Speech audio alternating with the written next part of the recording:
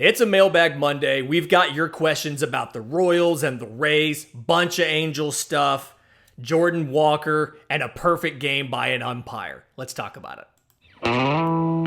You are Locked On MLB Prospects, part of the Locked On Podcast Network, your team every day.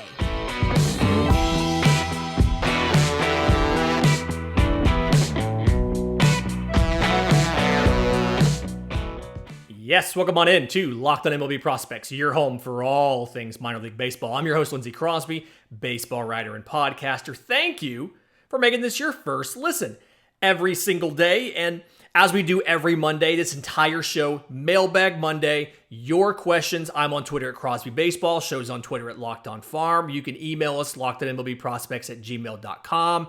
Had a bunch of these came from YouTube. Leave a comment on YouTube if you have something for the mailbag.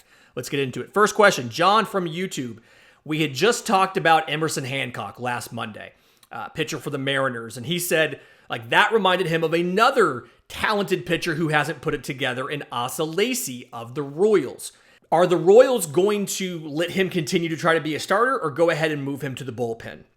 So, reminder on who Asa Lacy is. 2020 first rounder, number 4 overall pick out of Texas A&M. $6.6 million bonus. Got a bunch of money. The stuff is phenomenal. The stats are not. So he got 14 games in High A Quad Cities last year. He got 11 total games, 3 starts this year in Northwest Arkansas in Double A. His minor league stats as a whole, 19 games started, 29 total games, 7.09 ERA, 114 strikeouts in 80 innings to 83 walks. So, a lot to unpack here. Again, the stuff is absolutely phenomenal. So, fastball, 97 to 98 is where it kind of sits. He can run it up to 100 if he needs to. I've seen 70 grades on this fastball. He has a high 3/4 slot, and being 6'4", that means the ball comes out pretty high off the ground, has a pretty sharp angle down to the plate. Slider, I've seen 60 grade, I've seen 65 grade if you believe in the half grade there on plus. True out pitch. He can get swings and misses against both righties and lefties. It looks like a cutter sometimes as far as the way that it kind of moves. The changeup is average, projects to be a plus pitch. It has a lot of late life in there. And then a curveball that's a work in progress. It's average, but it's got some decent bite and stuff to it. The stuff is very, very good when he commands it. But the fact that he has 9.3 walks per 9 in his minor league career tells you he doesn't always command it. When you watch him, again, the stuff is phenomenal. But the polite way to word this is he struggles to consistently throw strikes. It's something where it's not just like he doesn't have great control and command. It's like a fundamental mechanics issue, right? His upper half and lower half don't stay in sync. And so when they're in sync, he's phenomenal. I saw an outing of his where he went out there for 2 innings and struck out like 5 guys, looked untouchable. And then the next outing, he lasted a third of an inning, walked like 3 or 4 guys, threw like 3 strikes and like 20 pitches. It's just, he's an enigma wrapped in a question, wrapped in a mystery. There is somewhere inside of all of this, there is a very, very good pitcher. But where is the guy that we saw in college? Where is the Texas A&M guy that had an ERA under 2 and had the least walks of any starter on the team? What happened? Where is that guy? I know he had a shoulder injury in 2021, messed up some of the year there. He had back issues in 2022 that kept messing up his season. And when he talked about it, he said that it was a combination of like a strain and spasms, and he was losing mobility, and it was a whole weird thing that I don't think they ever really fixed. And I don't think there ever was any confidence that he was truly over it. And the numbers kind of bear that out. At this point, the way things are, you can't use Asa Lacy at the big league level like this. If he walks 9 guys per 9 innings, and I say that knowing that in 14 starts last year, he had a walks per 9 of 7. So he was even worse this year. He had like 12.5 walks per 9 in Double-A, mostly in relief, trying to come back from the back injury. Everything that I understand, everybody I've talked to, everything I've read says that the stuff is still really good. He still struggles to throw strikes. They're still going to try to work him out as a starter. The plan is to see if he can fix it. If he can't fix it, that's where you look into, okay, he has, like right now, he has 80 innings in his big league career. So he has just under 1 full season of pitching in 2 years. It's too early to move him to the bullpen. First round pick, number 4 overall, $6.6 million. I understand the sunk cost fallacy, but the Royals don't want to do that yet. Now the Royals have a new manager, a lot of new guys coming in, so they may in fact make a change. I don't know. But everything that I've read says they're going to use him as a starter. They're trying to get him fully healthy, and they're going to work on fundamentally helping him kind of get back to who he was in college. So, again, phenomenal stuff for Asa Lacy, but significantly below average control. And you've got to figure that out. I think that if you can get the control to just, if you can get it to below average to average, you have a guy that at worst can be in the middle of the back of your rotation. And for Kansas City, can probably be a little bit higher in it. If he even had average control, he's just 12.6 walks per 9 is not a thing you can bring to the big league level at all. You just can't do it. It's not a matter of would it be better out of the bullpen. You just can't do it at all. So as of right now, he is not usable, but the plan is to try to make him a usable starting pitcher. Jay Fly on YouTube asked about Jonathan Aranda. What might happen to him? Is he a trade candidate for the Rays? So 2015 IFA, Jonathan Aranda had 104 games this year in AAA and then had 32 games at the big league level and honestly kind of looked like different players in those 2 looks. So at the big league level, 192, 276, 321 in 32 games. 2 home runs, 6 extra base hits, 8 walks to 23 strikeouts. He played second base 13 times. He played first base 11 times. He played third base 6 times. He DH'd, and he had 1 game where he spent like 4 or 5 innings in left field. So he plays all over the diamond. In AAA, he looked like a much more promising player. 318, 394, 521 in 104 games. So we always talk about 300, 400, 500 slash line is kind of like a dude. He was right there at that. 18 home runs, 45 extra base hits, 45 walks to 100 strikeouts, struck out less than once a game, kind of this little rule of thumb, and 4-4 on stolen bases, which was not because he's speedy, because Jonathan Aranda is not speedy. Probably would beat me in a race. Like, he'd beat an average adult in a race, but as a professional baseball player, he is not that fast. He played 33 games at first, he played 30 at third, 25 at second, and then he played 7 in left field, and he DH'd about 12 times. He is below average defensively pretty much anywhere he plays. So he can play all over the diamond. Really high batting average. It was one of the best batting averages in the minor leagues. It's just, I guess you play him at first because you don't notice bad range at first. Other than that, it's not the typical Rays defensive profile. And yes, he hit 18 home runs in 104 games, and we know the Rays need power. I don't think the Rays are going to trade defense for power this significantly. They'll make a small trade-off. They're not going to trade to get average power. 18 home runs in 100 games. Average power for below average defense. That's not a trade they're going to make. They'll go from a plus defender to an above average defender or to an average defender. They won't go to a below average defender. So he was put on the 40-man roster last offseason because they thought there'd be a Rule 5 draft. But we know there's a lot of 40-man decisions to be made by the Rays this year, And so he's a guy who I think if the Rays go out there and try to make a move, whether it's for a catcher, we had that show 2 weeks ago, which, the Rays trading for Sean Murphy of the A's, or somebody else, I think Jonathan Aranda is a prospect that you can point to the batting average, you can point to the power potential, and the ability to play just about anywhere, and you can flip him to a team that needs like a base level of competency on offense and needs a batting average guy, and then use the allure of having this top 10 prospect, I think he's number 5, number 6, where I've seen, to go out and get somebody better. In just a minute, I want to get to a couple questions about the Angels following up on last Friday's show. But first, today's episode is brought to you by our friends at BetOnline. BetOnline is your number one source for betting football. The start of the new basketball season, you can get the latest player developments, team matchups, news, and in-depth analysis on every game. And as always, BetOnline remains your continued source for all your sports wagering information, live betting, up-to-the-minute scores for every sport out there. Obviously, the one we care about here is MLB.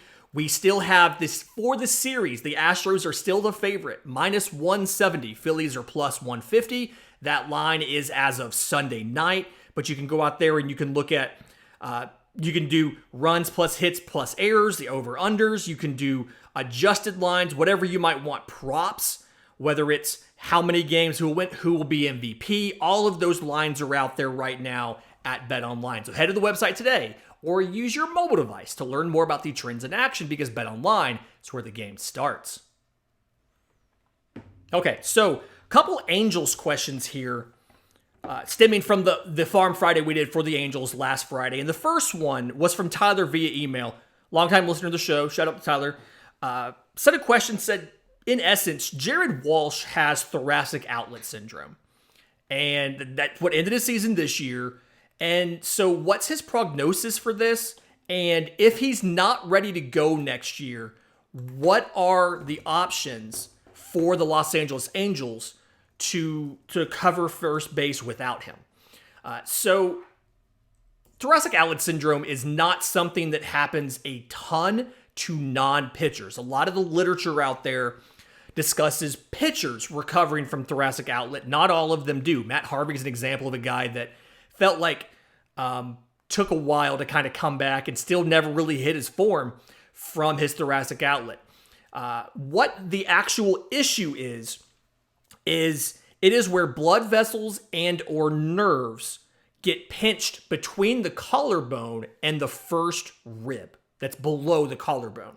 For some reason, that space tightens up, contracts, and either the blood vessel, the nerves, both, an artery, something is impacted by that. It often represents as shoulder or neck pain, finger numbness, lack of strength, things like that.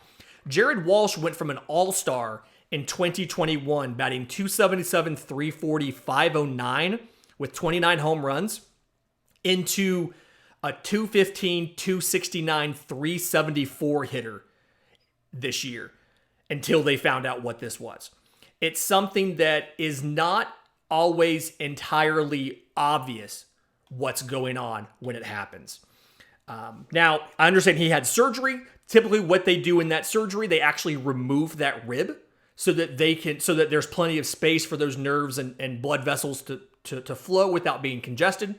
So they removed that. He is expected to make a full recovery and be back to 100% significantly before spring training. So, I mean, they're talking about January. He should be fine. So he is expected to play first base. But if you look at the other options, there's not a ton. So when he was out, Mike Ford took over, played 27 games at first. Mike Ford, I think, is the definition of a journeyman. In 2022 alone, he played for the San Francisco Giants, the Seattle Mariners, the Atlanta Braves, and the Los Angeles Angels. He is the definition of a journeyman. Batted .231, .293, .374 with the Angels again in 27 games. Matt Duffy spent about 21 games at first base. He plays first, he plays third, he plays second. He's also a free agent. I think he's like 31. He may or may not be back. Matt Thaiss, he is a catcher that can also play first base. He is expected to be the third catcher next year. The idea is Max Stassi is back. did not have a great year last year, but he is back because his contract is large and you can't afford to get rid of him. And so the thought process is he's back, veteran leadership, defense, that kind of stuff. Logan O'Hoppe, the prospect, he is up. He finished the season at the big league level. The thought process is he will be in the big leagues next year. And so maybe Theis has a little more flexibility, can make the roster as the backup at first base. It's kind of hard to carry a third catcher, but it may be something, if Jared Walsh isn't ready, you probably have to make a bigger move. When you look at the farm system, there's not a guy that screams first base ready in the system. Your two best guys, Sonny DeShera in Double-A, fifth round pick in 2022. We talked about him on Friday's show. Significantly struggled going down the stretch as far as at the plate, what they were doing. We just kind of lost the approach that he had in college and looked like a different hitter, a significantly lesser hitter. So not ready for the big league level, work to do there. And then Gabe Matthews, 2021 undrafted free agent who's in high A, 227, 356, 402, 14 home runs. Show some promise, got a little bit of time. I think he got a little time at Double-A at the very end of the season. But again, younger player, hasn't done it a whole lot in the high minors, absolutely not ready. So if Jared Walsh is not back, if Jared Walsh is not ready to go like he is expected to be, or there's some sort of complication, because you can have complications on a surgery like this where they remove a rib, you're going to have to go out and make a move. You're either going to have to re-sign Matt Duffy, you're going to have to go get some veteran free agent, make a trade, or decide that, we can carry Matt Theis as a first baseman and third, like an emergency catcher for a while until we figure out until we figure out when we're going to get Jared Walsh back. Another question that came via YouTube was, who is the first Angels pitcher to debut next? Is it Kai Busch or is it Sam Bachman? So of these prospects, we talked a lot about Kai Busch on Friday's show. One of the pitchers that I've been pretty impressed with as far as his raw stuff. You're just working on small tweaks and small improvements. Sam Bachman is, I think, probably the higher ceiling, but the longer path to get there. So 6'1", 235. He was a 2021 first rounder, 9th overall pick out of Miami of Ohio. This was the draft where they drafted nothing but pitchers.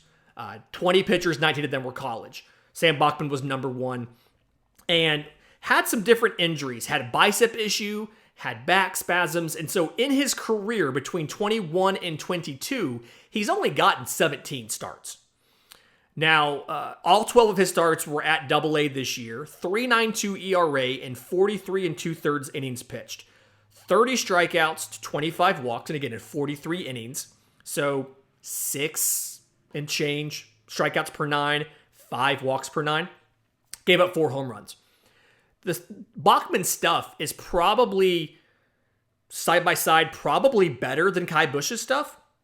I'd say Sam Bachman's fastball, 94 to 97, is where it sits. He can touch 101 with it. The fastball, I'd give it a 70 grade. It's got run, it's got sink, it's a weapon. To go along with it, the slider sits in the upper 80s, has a lot of late vertical break to it.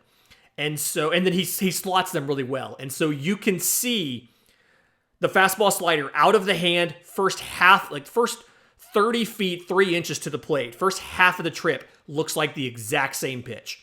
And then the fastball stays straight, runs in on your hands a bit. The slider just falls, the bottom drops out of it. So very good 2 pitches. But the changeup, the third pitch is clearly the third pitch. I think it can get to average, but it's not quite there yet. So you're really kind of a one-trick pony when it comes to the fastball slider. Now, Spencer Strider has shown that if the fastball and slider are really good and you can command them really well, you can make it work. But that's more the exception than the rule. It's very hard to take a 2-pitch pitcher and make them into a starter. And so that's why the changeup development is crucial for Sam Bachman. The other thing we have to figure out here is the durability. Like I said, he had the bicep issue, he had back spasms, 5 starts last year. And granted, he was drafted last year, but only got 5 starts. And only got 12 starts and 43 innings this year. He averaged less than 4 innings per start. It's something where you've got to build him back up. He's got 58 innings in the year and a half since he was drafted. And so You have to build him back up into a starting pitcher. You have to build his depth in games as well as his innings over a season. And so, to me, you're probably looking at, if Sam Bachman goes all the way through 2023 consistently starting, then by the end of the season, if you're not contending, you're probably thinking, okay, we either are getting to the point where we need to shut him down because of the jump in innings, or we need to bring him up and give him like 1 or 2 looks at big league hitting before we shut him down. And then 2024, we're having that discussion. And that's your best case scenario. I think what's more realistic is 23, 24. He's called up some point mid-season in 24 is probably a more realistic scenario for Sam Bachman. Whereas Kai Busch, I could see a scenario where Kai Busch gets a chance to come up next year. They say, okay, you hit 100 innings in Double-A. You took the ball over 20 times. Your ERA was 3.5. We think we want you to strike out a little bit more. We want you to have a little bit more stuff there. Improve the curveball, improve the changeup. But if we're not in contention late in the year, you can do that, Kai Busch, at the big league level in 2023. So I like Busch to get called up before Bachman simply because Busch is farther along in his development than Bachman is, because Bachman's missed so much time. In just a minute, I want to get to a couple questions about some current top prospects and some former top prospects right here on Locked On MLB Prospects. And we're back. So, Jake on Twitter asked about Jo Adell of the Angels. What are the odds that Jo Adell gets moved by the Angels and they go out and get, and they go see what they can get for him? So, 2017 first rounder out of high school is Jo Adell. He is a guy that is one of those top prospects that so far hasn't really panned out, and they're trying to figure out what happens here. So, if you think about it, you have Taylor Ward in right field. You have Mike Trout in center. Left field, you have Jo Adell. You also have Mickey Moniak, who came over as the key to that Brandon Marsh deal. And so, do you take Moniak and play him every day? Do you play Adell every day? What they did towards the end of the season was they played Moniak versus righties and Adell versus lefties. And the thing with Adell is he's improving defensively. I've seen him have some surprisingly great plays, but he also strikes out way too much. So, 88 games last year. Slash line 224, 264, 373.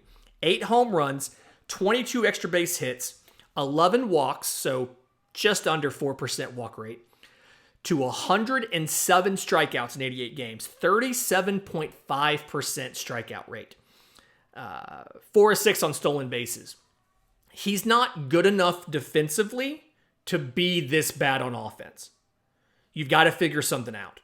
And so I really think it's a scenario where Moniak and Adell share time.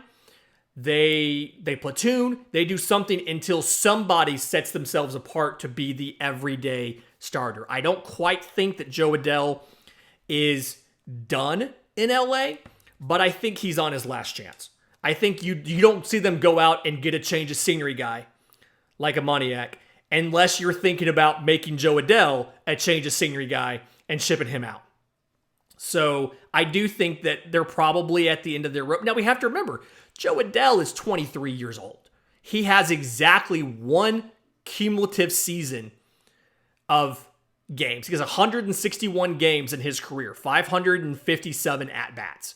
So exactly one season. Now, over that one season, his slash line's 215, 259, 356. So not great. Not a lot of stuff he's shown you that tells you that he's going to work out, but he really has one season of starting experience, and 38 of that was in 2020, which was really weird, and you almost can't count it all. So we'll see what happens with Jo Adell. Not quite sure what's going to happen there yet. Cody on Twitter asked about another trade package for Sean Murphy. He said, catcher Sean Murphy of the A's, Ramon Laureano, the outfielder, and pitcher A.J. Puk to the Cardinals for third baseman Jordan Walker? Really quick, no. Jordan Walker is a top prospect, top 100 guy, very promising, considered to be one of the higher power hitters in all of the minors. Sean Murphy is a good catcher. He's not great. He's not going to make your team significantly better. He will improve your roster. He will not make your team significantly better, and he is not worth giving up a prospect like Jordan Walker. There are prospects in the Cardinals system that you could use to get Sean Murphy if you want to do that. Jordan Walker's not one of them. Brandon Donovan's not one of them. Nolan Gorman, I think, would probably be an overpay. There's people that would want him gone. Might be a bit of an overpay for Sean Murphy. You're probably looking at somebody the tier below that, honestly.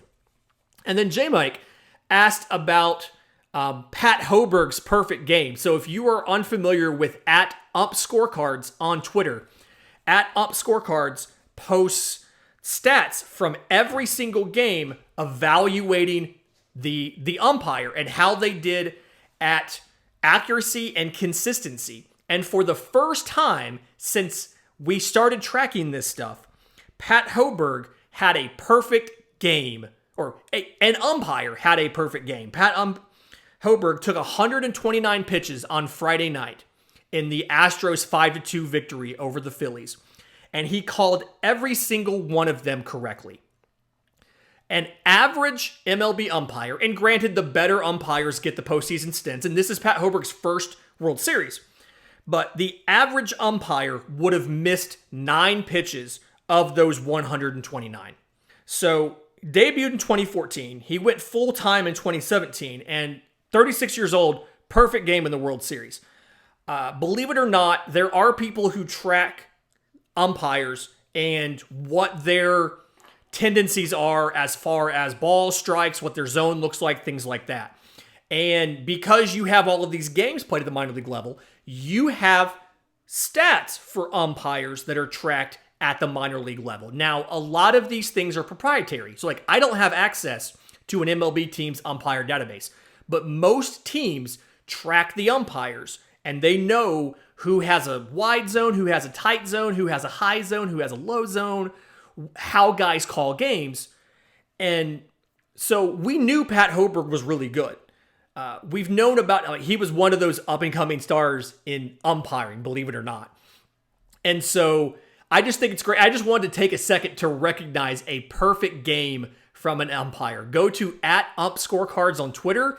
It's going to be hard to miss. It was all over baseball Twitter on Sunday when the tweet came out of showing that he got every single taken pitch called correctly, all 129. And so, nothing was wrong. Very impressive. A reminder, if you have questions for the show, I'm on Twitter at Crosby Baseball. Show's on Twitter at LockedOnFarm, or you can email us, LockedOnMLBProspects@gmail.com. Enjoy tonight's World Series, and until tomorrow's show, this has been Locked On MLB Prospects.